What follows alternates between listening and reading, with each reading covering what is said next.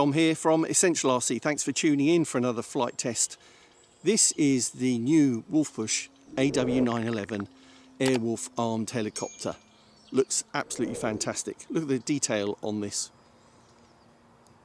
Not typical of the iconic Airwolf we've seen in the TV series, but it does have a shark's mouth on the front.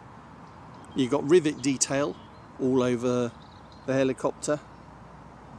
You've got machine guns on both sides and the nice iconic, oh look, you've got rocket launchers underneath as well, forgot to mention that, and of course the iconic white and black Airwolf scheme. Now the other fantastic thing about this, they've somehow managed to make this relatively small helicopter a GPS helicopter. That means that it has many of those GPS features, so when you're hovering it knows exactly where it is, and if your hand's off on the transmitter it will stay in that location until you move it. If it didn't have GPS it would just drift, particularly with the wind. If it was a windy day it would definitely do that. Because it knows where it is, if you command it to return to home it will do that and land. And also if the battery goes low in the radio transmitter or the helicopter, it will return to home and land as well. Also some advanced features of this, it will, you see up there on that corner there's a switch to do auto figure eights and auto circuits. Make you look like an expert pilot even if you're a relative to beginner to flying helicopters like this. Anyway, let's not hang around, let's get it in the air, let's see how it flies.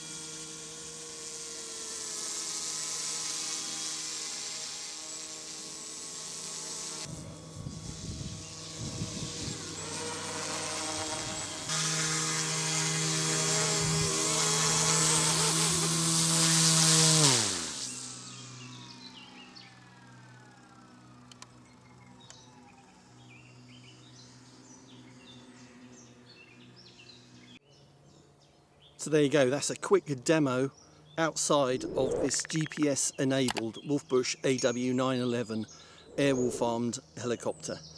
Superb, flies really well, and I gave it a quick demo there because I was literally having so much fun of it returning to home and landing when the flight battery was exhausted. While it's flying, if you do fly quite close to yourself, you will see underneath there are 4 LEDs that show you the amount of battery charge that is left in the helicopter. So that obviously ran out, and it decided to return to home and land, and it didn't land on the landing pad, but it did land pretty close, within a metre, which is about what you would expect. Anyway, there you go, hope you enjoyed that. We're going to be trying this indoors soon, because there is a mode you can put it in to basically ignore GPS, and that's used for indoor flying or for locations where you can't get a good and reliable GPS signal, and use those GPS features. Doesn't mean you can't fly the helicopter. It doesn't have to be flown with GPS. So we'll be doing that soon and showing how manoeuvrable it is in a tight space indoors. Thanks for watching, and see you soon. Bye.